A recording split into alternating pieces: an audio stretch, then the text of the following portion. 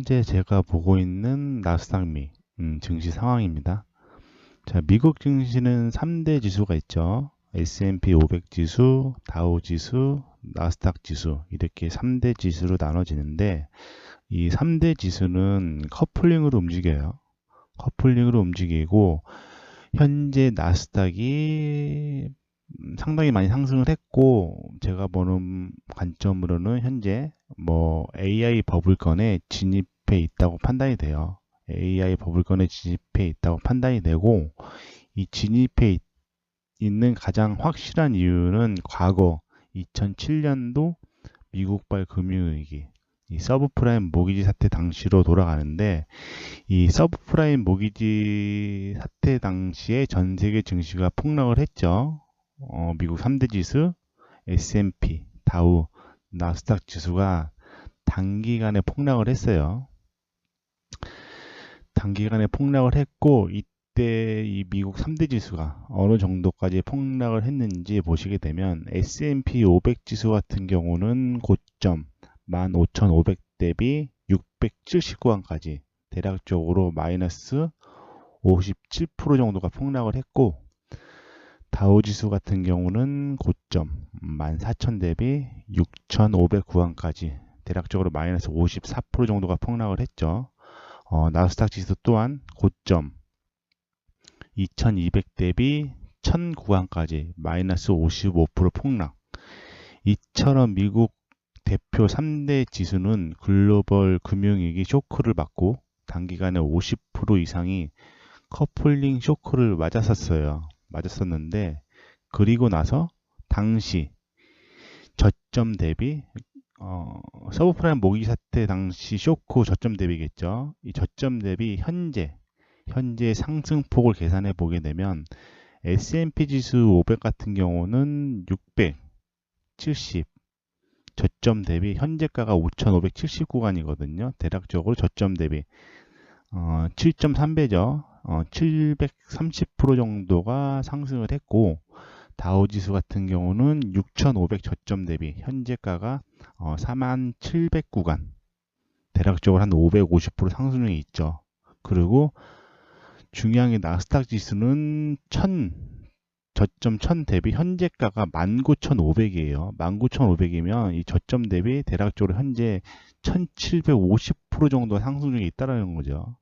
근데 여기서 보시게 되면 S&P 지수가 730% 상승 중이고 다우 지수가 550% 상승 중인데 이 S&P나 다우 지수 상승폭 대비 현재 나스닥 상승폭이 1750% 정도의 상승권이 있다는 거죠. 거의 S&P 다우 지수 대비 1000% 이상 1000% 이상 가상승권에 있다는 거예요. 이 말은 다시 말해서 현재 나스닥이 AI 특수를 타고 계속 신고가를 갱신해서 올라가고 있지만 이 버블일 가능성이 상당히 높다라고 보여지는 시점이라는 거죠. 나스닥은 또한 기술주들이기 때문에 현재의 매출보다는 그 현재 기술력을 바탕으로 대출도 많이 일으키는 기업군이기 때문에 이 나스닥 기술주들이 버블이 꺼지면서 현재의 1000% 이상 S&P나 다우지수 대비 1000% 이상 버블의 상승을 반납할 가능성이 상당히 높다고 보고 있는 상황이에요. 해서 또한 현재 나스닥의 위치가 버블건이 아니기 위해서는 뭐 S&P나 다우지수 같은 경우도 이 서브프라임 모기 사태 당시 1000% 이상 상승을 해주면서 나스닥을 받쳐줘야 되는데 현재 나스닥만 나홀로 과매수권이 있다라는 거죠. 해서 뭐 제가 보는 관점으로는 나스닥은 이 버블이 꺼질 가능성이 상당히 높다라고 보고 있는 상황이에요. 그리고 이제 비트코인 같은 경우는 물론 언제부턴가 이제 나스닥하고 비트코인이 뭐 단기간, 뭐 하루 이틀이나 뭐 단기 상승이나 하락 증폭 같은 경우는 이 디커플링으로 움직이는 경우도 있지만 큰 흐름이죠. 뭐 단기간에 폭락을 한다거나 뭐 단기간에 상승을 한다거나 하는 큰 맥락의 추세에는 커플링으로 움직이고 있는 상황이에요. 대표적으로 2020년도 코로나 발생 당시에 글로벌 금융위기가 찾아왔죠. 글로벌 금융위기가 찾아오면서 전 세계 증시도 폭락했지만 비트코인 또한 15,000달러 구간에서 3,700달러 구간까지 약 56% 정도 단기간에 폭락을 했죠. 단기간 폭락을 했고 코로나 쇼크 이후에 미국에서 금융위기가 오니까 미국에서 다시 한번 경기를 살리겠다고 시장에서 돈을 무한대로 풀어내는 양적 완화 정책을 실행을 했죠. 양적 완화 정책을 실행을 하면서 시장의 유동성 자금이 뭐 전 세계 증시, 특히 나스닥과 비트코인으로 폭발적으로 유입이 되면서 가격을 사상 최고치까지 끌어올렸죠. 하지만 그로 인한 부작용인 화폐 가치 하락, 소비자 물가가 폭발을 하면서 인플레이션이 발생을 했고 미국에서는 이 일을 해결하고자 2021년 11월경부터 다시 시장의 유동성 자금을 회수하는 금리 인상을 시작한다고 발표를 했죠. 이때 당시 비트코인도 가격이 아마 신고가 구간이었을 거예요. 신고가 구간이었는데 이때 시장의 분위기는 어땠냐? 미국에서 금리를 인상을 한다고 하더라도 이제 비트코인은 안전자산으로 분류가 돼서 미국에서 금리를 올리면서 나스닥 증시가 폭락을 하더라도 디커플링으로 계속 신고가를 유지하면서 10만 달러 이상을 돌파를 할 수 있다라고 대부분 시장 분위기가 그렇게 조성을 했죠. 조성이 됐고 하지만 결과는 어떻게 됐냐? 나스닥이 미국의 금리 인상으로 인해서 유동성 자금이 회수가 되면서 폭락을 하기 시작하니까 비트코인 또한 고점에서 나스닥을 따라서 커플링으로 폭락을 했죠. 대략적으로 이때 당시에 비트코인 가격이 69,000달러에서 16,000달러 구간까지 대략적으로 마이너스 77% 정도 폭락을 했다라는 거죠. 그리고 현재 상황인데 위에 나스닥 설명드렸죠. 제가 보는 관점으로 현재 나스닥이 1000% 이상 S&P나 다우지수 대비 현재 1000% 이상 버블권에 위치해 있는 상황이고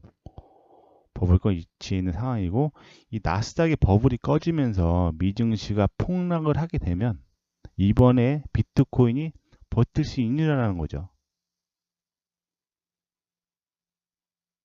제가 보는 관점으로는 나스닥이 다시 한번 폭락을 하면 앞전에 두 번처럼 커플링으로 움직일 가능성이 상당히 높다고 보고 있다는 거죠. 해서 나스닥이 버블권에 있고 나스닥이 버블이 터지면서 폭락을 하게 되면 비트코인도 이번에 다시 한번 미증시 나스닥을 따라서 폭락할 가능성이 높다고 보고 있고 얼마 전에 이제 8월 5일이었나요? 이 시장에서 엔캐리 트레이드 청산 쇼크 불확실성이 불거졌죠. 그로 인해서 전 세계 증시가 폭락을 했죠. 8월 5일일 거예요. 이때 당시 비트코인 또한 미증시가 폭락을 하니까 어떻게 됐죠? 같이 커플링으로 쇼크를 맞고 현재 반등을 했지만 물론 나스닥도 반등을 했어요.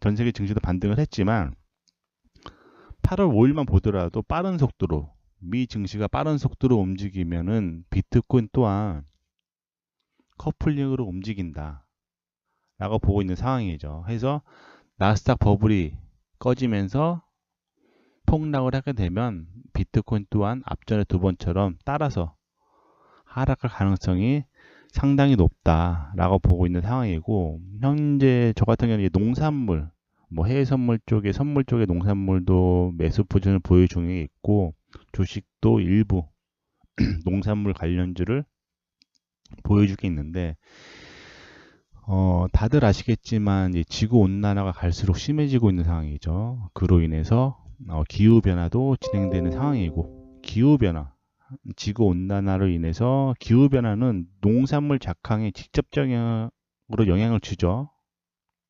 영향을 주고 기후 변화로 인해서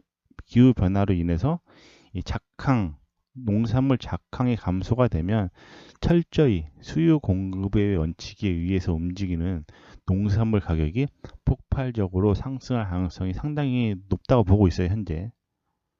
왜 높다고 보고 있냐면, 뭐 좀 이따가 말씀드릴 텐데, 현재 기후 변화에도 불구하고 전체 농산물 가격이 10년 전 가격에 위치해 있어요, 실질적으로. 이게 계속 상승한 게 아니라 이 10년 전 가격이나 현재 농산물 가격이 똑같다는 거죠.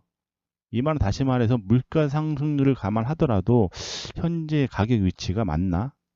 왜냐면 10년 전 가격 위치에 현재 농산물 가격을, 그러니까 올라가지 못하고 계속 빠졌다라는 거죠. 물론 단기가 한번 올라갔다가 밑으로 빠지긴 했는데 현재 가격 위치가 10년 전 가격에 위치해 있다라는 거죠. 제가 보는 관점으로는 이 정상적인 가격 위치가 아니라는 거죠. 이 단적으로 과거에 농산물 가격이 폭등을 하면서 에그플레이션이 발생했던 적이 있어요. 이 에그플레이션이 뭐냐 간단히 설명드리게 되면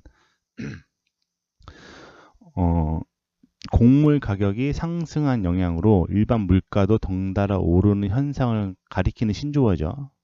왜냐하면 농산물 가격이 오르게 되게 되면 뭐 농산물로 만들어지는 뭐 밀가루, 뭐 밀가루나 뭐 빵, 뭐 피자, 뭐 기타 등등 뭐 그 농산물 주 사료로 먹고 자라는 뭐 가축들도 다 올라가겠죠, 가격이.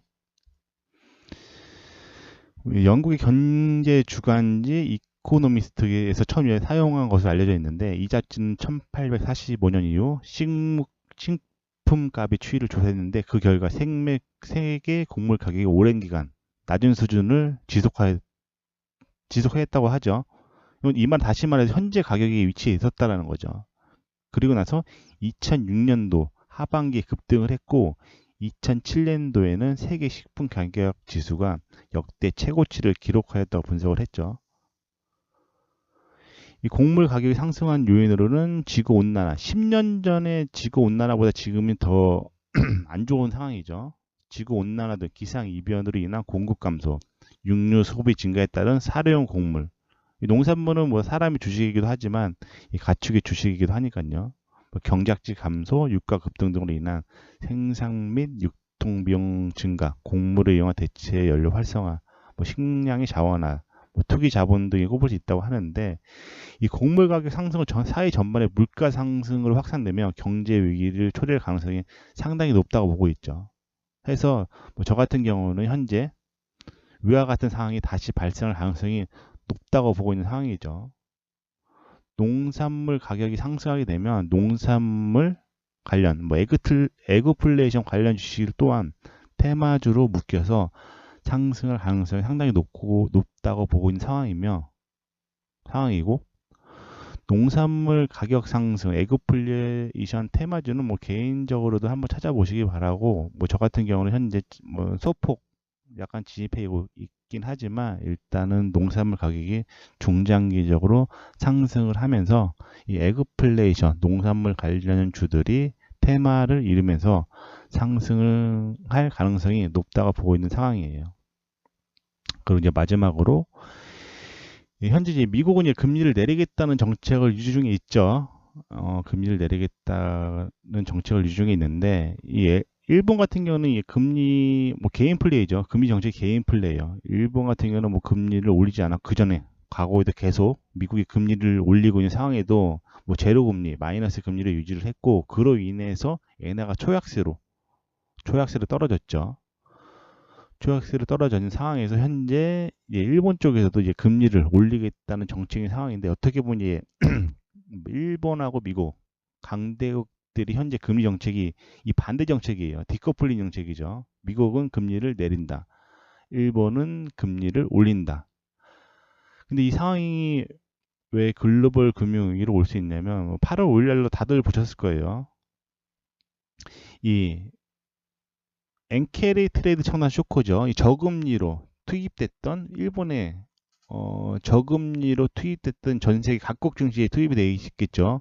정확히 얼마나 투입이 되어 있는지 모르겠지만 뭐 몇천조 이상, 몇백조, 몇천조 이상 일본 자금이 각국 증시에 지금 투입이 됐다고 해요. 투입이 됐다고 하는데 일본에서 금리를 올리게 되면은 저금리로 저금리로 빌렸던 일본의 자금이 주식 자금이 청산이 되겠죠. 청산이 되면서 본국으로 소환이 되겠죠.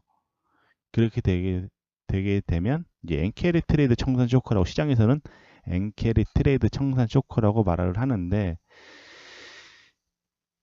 그 엔캐리 트레이드 청산 쇼크 불확실성을 얼마 전에 증시 뭐 나스닥 지수 사상 최고치로 빠지고 하루 만에 뭐 다시 반등을 하게 됐지만, 비트코인 또한 단기간에 나스닥을 따라 폭락을 했기 때문에 뭐 현재 저 같은 경우는 엔화 강세, FX 마진으로 달러가 약세가 되고 엔화가 강세가 될 가능성이 높다고 해서 지금 진입 중에 있는데, 저 같은 경우는 당분간은 엔화, 어차피 미국 쪽에서 금리를 내리고 일본이 버티고만 있어도 자연스럽게 엔화 강세가 되겠죠.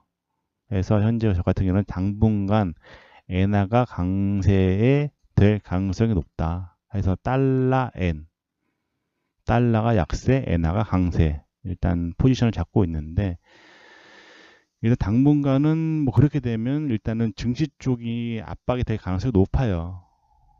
뭐 일본 쪽에서 금리를 내릴 가능성은 거의 없다고 전무후무하다고 보고 있고, 금리를 올리지 않고 버티고만 있어도 자연스럽게 엔화 가치가 상승하는 구간에 있으니까, 일단은 그래서 현재 전체적인 시장 분위기는 좋지 않게 보고 있다.